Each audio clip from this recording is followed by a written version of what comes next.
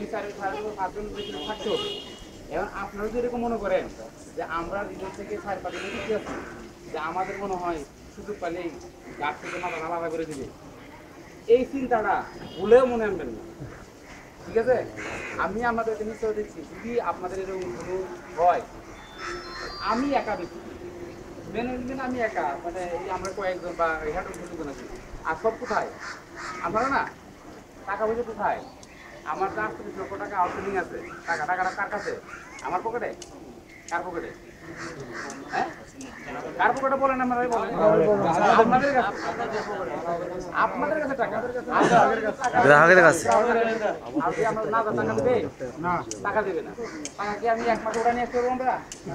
1 মাসে। আজকে আমরা এই গত জুলাই থেকে ব্যয় করি, আমরা বিক্রি করবো, আউটস্ট্যান্ডিং বাড়বে, ঠিক আছে? জুলাই দিবে না, আবার আমরা আন্দোলন শুরু করবো, কিন্তু কাজ আমরা থামা রাখবো, কাজ চলবে, আন্দোলন সমস্যা আছে না? না, জুলাইতে শুধু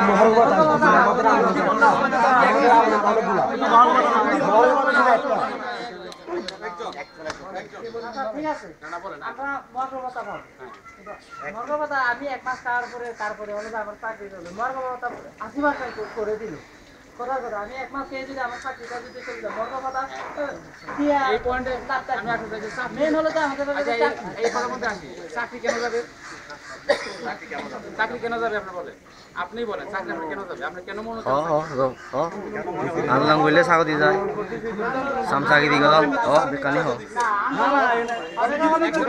প্রতিষ্ঠানের ধারণ ক্ষমতা দুর্বল হয়ে গেছে, যেহেতু দেখা যাচ্ছে প্রতিষ্ঠানের অংশ থেকে অন্যরকম ভাব দূরে আছে, বিভিন্ন ম্যানেজারকে বদলি করা হচ্ছে। কিন্তু এমন সময় আমরা যেন ফিল্ড থেকে এসে আমাদের ভালো থাকে, এমন সময় তো ম্যানেজারের সাথে তর্ক, এমন সময় তো আরেকজনের সাথে তর্ক হচ্ছে, এমন ধরো আপনিও ওখানে যাবেন, আপনার সাথে এমন পর্যায়ে তর্কাতর্কি হয়, তখন হলো যে একটা ক্ষোভ জিনিস উৎপন্ন হয়ে যায়, তখন সেজন্য আমরা হলো তো প্রথম হলো ইয়েস ইয়েস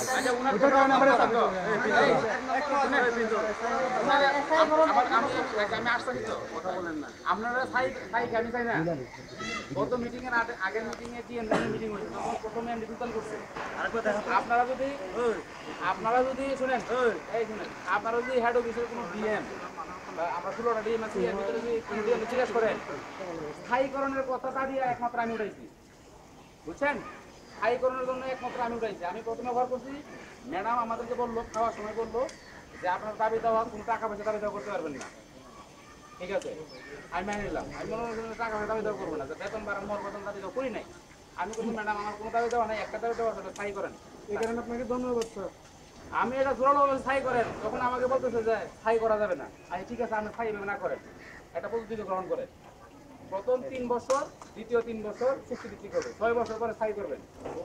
আমার পক্ষ থেকে আমি কিন্তু এই প্রস্তাব দিচ্ছি। আপনারা যে প্রস্তাবটা করছেন এটা তো আমারও দরকার। শুনেন, আমাকে সরাসরি পরিচালনা করে কে জানেন? আমাকে সরাসরি পরিচালনা করলে এমডি। একজন ডিএমকে বদলি করতে হলে এমডির মতামত ছাড়া বদলি হয় না।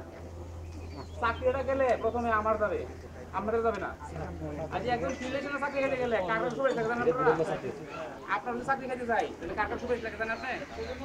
আপনার ম্যানেজার আছে, দাঁড়ান, আপনার ম্যানেজার আছে না? সেই ম্যানেজার যেই পর্যন্ত আমরা প্রতিদিন সুপারিশ না করবে এই পর্যন্ত এমডির ক্ষমতা না চাকরি দেওয়ার আপনার। স্যার ম্যানেজার বলে যে আমরা কিছু জানি না, আরএম বলে স্যার কিছু জানি না, সেইটা এটা তো হচ্ছে না, এটা তো ম্যানেজার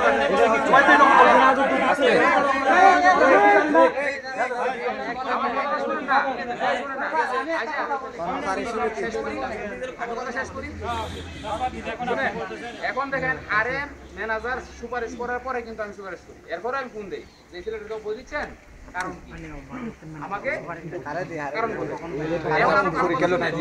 যাদের চাকরি গেছে শুনে ম্যানেজারের সুপারিশ দিও দয়া করে আমাকে বলেন হতুন জি কার চাকরিটা অন্যায় স্যার যেগুলো পরীক্ষা দিয়ে চলে গেছে স্যার এই যে ম্যানেজারের সুপারিশ কার চাকরি গেছে আজকে কোন ম্যানেজারের সুপারিশ দাঁড়া ওই দাঁড়া বান্দরবনের ম্যানেজারের চাকরি গেছে, তার দুর্নীতি 1 লক্ষ টাকার উপর দুর্নীতি হয়েছে। ওই দুর্নীতিগুলো আলাদা কথা স্যার। না না আলাদা কথা না, একটু কথা আছে। ওই ছেলে যখন পরীক্ষা দিয়ে গেছে, ঠিক আছে, তখন কিন্তু এগুলো বের হয়েছে, তখন কিন্তু বের হয়েছে। পরে আপনারা দেখেন গুরুবারের ম্যানেজার ভিডিও চাকমা ছিল, সে একই কারণে কিন্তু গেছে, দুর্নীতির কারণে। আপনারা দেখেন এটা গোলা ভাই কি আমরা আদায় করে দিতে পারবেন?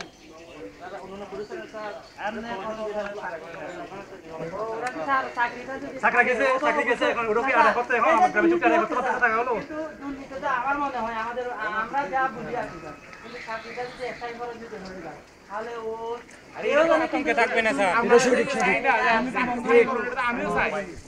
এই শুনেন, আমি যদি আমার ওই চাকরি সাদাকলিবি মোতাবেক সাদাকলিবি মোতাবেক আমাকে এমডিসি আছে ফোন করে বলে একা বদিকে পাঠিয়ে দিবে আমার চাকরি নাই, আমি চলে যেতে। কিন্তু আপনার চাকরি দিতে গেলে 3-4টা মিডিয়া ধরে আসতে হবে, তাদের সুপারিশ অনুসারে আসতে হবে, তারপর চাকরি দেবে। দেখেন কারো যদি আমি সাদাকলিবি তো তখন এখন না হয়ে যায় কারো চাকরি গেছে এটা কি বলতে পারবেন? আচ্ছা আমরা যারা সহকর্মী আছেন যে ফিল্ড অ্যাসিস্ট্যান্ট বা ইয়া আছেন, আপনাদের সাথে কি আমার কোনো কাজ আছে? আমরা কি আমি চিনি ভালো হবে? তাহলে অবধি হয় কেন? অবশ্যই আপনাদের যে কন্ট্রোলিং আছে তারা আপনাদের কল পাইলে পরে ই করে। কিন্তু দেখা গেছে যে আপনি যে আত্মসাৎ করেন তাহলে আপনি কি করবে? এই দেখেন রাঙামাটিতে 29 লক্ষ টাকা আত্মসাৎ করেছে, আমরা কিছু করতে পারছি? এই দেখেন কাজিরহাটে এই যে কিছুদিন আগে 7 লাখ টাকা আত্মসাৎ করছে, আমরা কিছু করতে পারছি? এই দেখেন স্যার এখন আপনি বলেন যে কোম্পানি নীতিমালার মধ্যে কোনো ত্রুটি নাই নাকি? ওদেরকে কোম্পানি নীতিমালার কারণে আর সময় দুর্নীতি করে। শুনেন যখন বাইরে স্যার ওরা তো দেবে আপনার 10 দিন ঠিক আছে। আমি একটু কথা বলি, অনেক সময় লাগবে আমাদের একজন তো প্রশ্ন করে কথা শুনেন, আমার সহকর্মী আমার কথা বলতে হবে। আমি কিন্তু রিজনে গেছি যে আমি কথা বলার জন্য আমার সাথে, কারণ কথা না বললে ক্লিয়ার হবে না। স্যার একটা কথা বলি, আপনি যে রাঙামাটি আর ওই যে কাজিরহাটে তুলনা দিলেন, গ্রামীণ চুক্তি একটা নীতিমালা আছে না, যে কোনো কর্মী যদি দুর্নীতি করলে কোনো অনিয়ম করলে পদক্ষেপ নিবে গ্রামীণ চুক্তি। তাহলে গ্রামীণ চুক্তিতে পদক্ষেপ নিতে পারছে তাহলে প্রতিষ্ঠানের বৃহত্ততা কোথায়? কেন উনি যেটা দুর্নীতি করতেছে ওনাকে প্রকৃতভাবে দোষী সাব্যস্ত করুন। পদক্ষেপ নুক আইনের প্রশাসনের পদক্ষেপ নুক আসবে প্রকৃত যদি গ্রহণযোগ্য নীতিমালা থাকে তাহলে ওই গ্রহণযোগ্য নীতিমালা পদক্ষেপ নিয়ে যে দুর্নীতি করতেছে দুর্নীতির বিরুদ্ধে পদক্ষেপ নিবে, আমরা স্বাগত জানাই। ঠিক আছে কিন্তু ব্যক্তিগতভাবে যে আপনি করতে পারবে না, শুনেন আমি বলি খালি ফিল পর্যায়ে দুর্নীতি হচ্ছে না স্যার, খালি ফিলে যে দুর্নীতি করতেছে সেটা আমাদের প্রবলেমে যে কি প্রভাব এটা তো আমরা যদি খালি ফিল লেভেলের গুলোকে যদি সবাই রাখি, আপনারাই তো আমাদের অভিভাবক, আপনারা যদি আমাদের মেসেজ গুলো যদি প্রতিবাদ যদি হেড অফিসে করতে না পারেন, আজকে হেড অফিসে 2 দিন পর যে একটা নীতিমালা করে স্যার চেঞ্জ করতে যায়, তাহলে আপনারা কি প্রতিবাদ করতেছেন? আপনারা ডিভিশনাল ম্যানেজার হিসেবে আমাদের ডিভিশনাল ম্যানেজার আপনারা কি প্রতিবাদ করতেছেন? আমাদের ভবিষ্যৎ নিয়ে আপনারা কি প্রতিবাদ করতেছেন? আমাকে বলতে দেন। আমি স্পষ্ট করে বলতে চাই 30 এম্পিয়ার ব্যাটারি গত ম্যানেজমেন্ট যারা ছিল, বর্তমানে এমডি আগে আসার আগে যে ম্যানেজমেন্ট ছিল ওই সময় ক্রয় মূল্য কত টাকা ছিল জানেন আপনারা? আর বর্তমানে ক্রয় মূল্য কত জানেন আপনারা? জানেন না।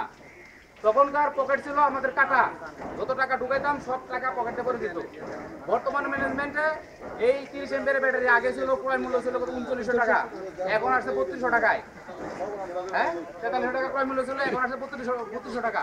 আপনি চিন্তা করে দেখেন বর্তমান ম্যানেজমেন্ট এসে কিন্তু সব ফাঁক ফোকর কিন্তু বন্ধ করে দিয়েছে। আমাদেরকে যে আশ্বস্ত করছে ভবিষ্যতে আমরা যারা ইঙ্গিত দিচ্ছেন সেই ইঙ্গিত অনুসারে আর কোনো এরকম অপ্রীতিকর ঘটনা ঘটার কোনো সম্ভাবনা স্যার আমাদের এমন জানা আছে উদ্যতন কর্মকর্তারা দুর্নীতি করে এখনো প্রতিষ্ঠানে টিকে আছে, ওরা এডিএম হয়ে আছে স্যার, এইরকম জানা আছে। কিন্তু জানার পরও আপনারা ব্যবস্থা নিতেছেন না স্যার, এরকম জানা আছে স্যার। একজন ম্যানেজার যদি 5 টাকা দুর্নীতি করে এদেরকে কি এরকম জানা আছে স্যার। কিন্তু আমাদেরকে আমি এই ডিভিশনারি শুনেন কারণ কি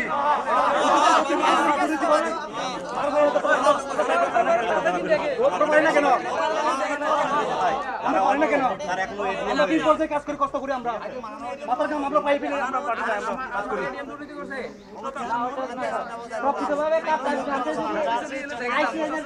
এমনকি স্যার আমাদের খাপতারি ইয়ে করতে হবে, তাহলে এখন সেই তখনকার সময় ব্রাঞ্চ ম্যানেজার কিন্তু এখন নাম কি ওই সময় নাম কি দিয়ে